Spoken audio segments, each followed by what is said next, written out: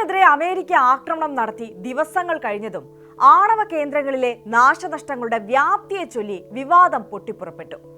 ഏതായാലും ഒരു കാര്യം വ്യക്തമാണ്, ഇറാൻ തങ്ങളുടെ ആണവ പദ്ധതി ഉപേക്ഷിക്കാൻ ഉദ്ദേശിക്കുന്നില്ല. ഇറാൻ പരമോന്നത നേതാവ് നിലപാട് വ്യക്തമാക്കുമ്പോൾ അടുത്ത നടപടി എന്തായിരിക്കുമെന്ന് ലോകം ഉറ്റുനോക്കുകയാണ്.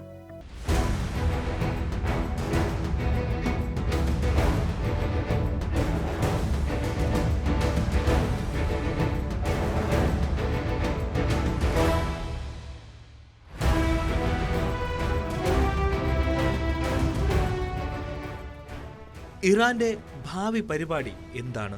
ഇറാനെ ആണവ പദ്ധതി പുനരുജ്ജീവിപ്പിക്കാൻ യുഎസും ഇസ്രായേലും അനുവദിക്കുമോ? അങ്ങനെ നിരവധി ചോദ്യങ്ങൾ ആഗോളതലത്തിൽ ഇപ്പോൾ ഉയരുകയാണ്. ഇറാൻ ആണവ ബോംബുകൾ നിർമ്മിക്കാൻ പദ്ധതിയിടുന്നുവെന്ന് ഇസ്രായേൽ വളരെ കാലമായി ആരോപിക്കുന്നുണ്ട്.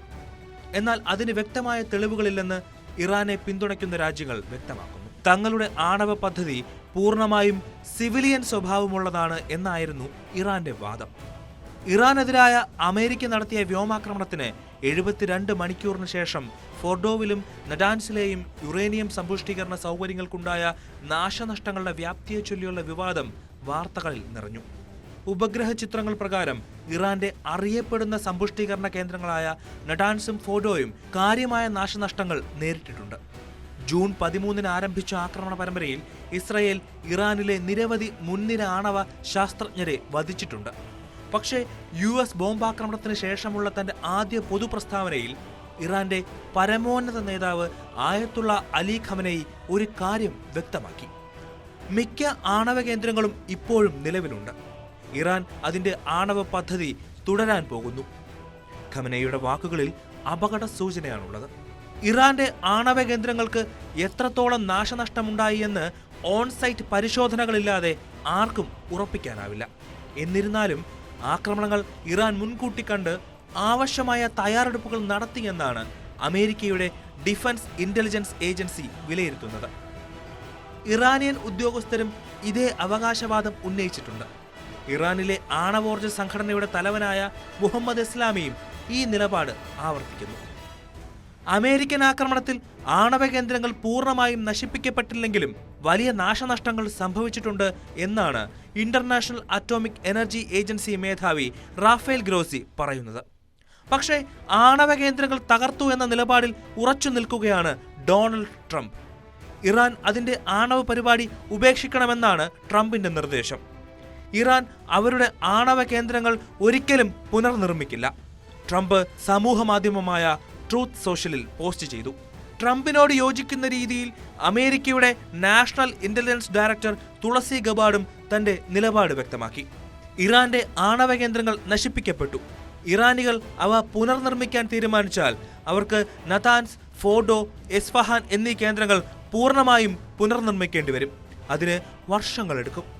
തുളസി ഗബാർഡ് എക്സിൽ പോസ്റ്റ് ചെയ്തു. 2015 ബരാക് ഒബാമയുടെ മധ്യസ്ഥതയിൽ ഇറാന്റെ ആണവ പദ്ധതിയെ നിയന്ത്രിക്കുന്ന ഒരു കരാർ രൂപപ്പെടുത്തിയിരുന്നു. France, Germany, United Kingdom, US, China, Russia, European Union എന്നിവർ ഇറാനുമായി ചർച്ച നടത്തിയാണ് joint comprehensive plan of action തയ്യാറാക്കിയത്. ഇസ്രായേലിന്റെ നിർദ്ദേശപ്രകാരം ട്രംപ് 2018 ആ കരാറിൽ നിന്ന് പിന്മാറി. ഒരു വർഷത്തിന് ശേഷം ഇറാൻ കരാർ അസാധുവായി കണക്കാക്കി. ആ കരാർ പുനരുജ്ജീവിപ്പിക്കാൻ കഴിയുമോ എന്ന കാര്യം ഇനി സംശയമാണ്. അതിനോട് സാമ്യമുള്ള ഒരു കരാറിൽ ഏർപ്പെടാൻ ഇറാൻ തയ്യാറാകണമെന്നാണ് ട്രംപിന്റെ അവകാശവാദം. ഇറാന്റെ ഗാർഡിയൻ കൗൺസിൽ വ്യാഴാഴ്ച IAEAയുമായുള്ള സഹകരണം താത്കാലികമായി നിർത്തിവെക്കുന്നതിനുള്ള ഒരു പാർലമെന്ററി ബില്ലിന് അംഗീകാരം നൽകി. ആണവ കേന്ദ്രങ്ങളുടെ UN മേൽനോട്ടം ഇറാൻ അംഗീകരിക്കാൻ തയ്യാറല്ല എന്നാണ് സൂചന. ഹേഗിൽ നടന്ന നാറ്റോ ഉച്ചകോടിയുടെ അവസാനം ഡൊണാൾഡ് ട്രംപ് ഒരു കാര്യം കൂടി പറയുന്നുണ്ട്: ഇസ്രായേലും ഇറാനും തമ്മിൽ വീണ്ടും യുദ്ധം നടക്കാം.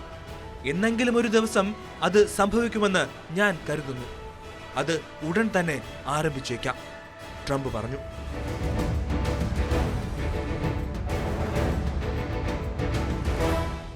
ഇറാൻ വീണ്ടും യുറേനിയം സമ്പുഷ്ടീകരണത്തിലേക്ക് മടങ്ങിയാൽ എന്ത് സംഭവിക്കുമെന്ന് ആശങ്കയും ആകാംക്ഷയും ഉണ്ട് ലോകത്തിന്.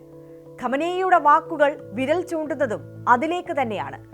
അങ്ങനെയെങ്കിൽ വീണ്ടും ഇരു രാജ്യങ്ങളും ചോരക്കളിയിലേക്ക് നീങ്ങുമോ?